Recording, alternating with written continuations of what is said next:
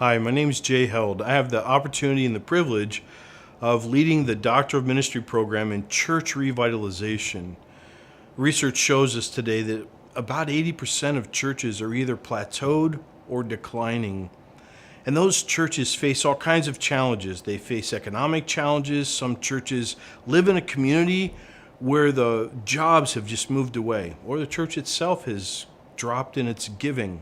They face social challenges. The neighborhood in which they sit has changed ethnically or generationally. They face cultural challenges. They don't feel connected. The plateaued and declining churches, they face many different challenges, but one thing's consistent. There isn't much wrong in the plateaued or declining church that a good theological refurbishment can't help cure. I'm not talking about some abstract theology. I'm talking about teaching, training church leaders to theologize about the practices, the performances, the actions that they do.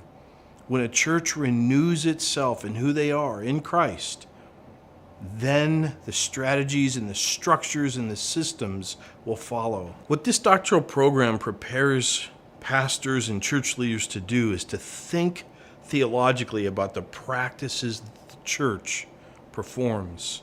We're to live out our faith. All too often we get seduced by pragmatism. Pragmatism promises to deliver something for us, and we're attracted to that. But before we know it, we're moving away from the Spirit of God, not working with Him, but working on our own for Him. This program will help us to think theologically about the practices of the church, and as we live out who we are in Christ, then we learn how to communicate effectively and act effectively to communicate the gospel to those people outside the church. A plateaued and declining church doesn't need new techniques. It doesn't need just strategies. In fact, that could be our problem. All of our theology ultimately gets lived out today through our ecclesiology.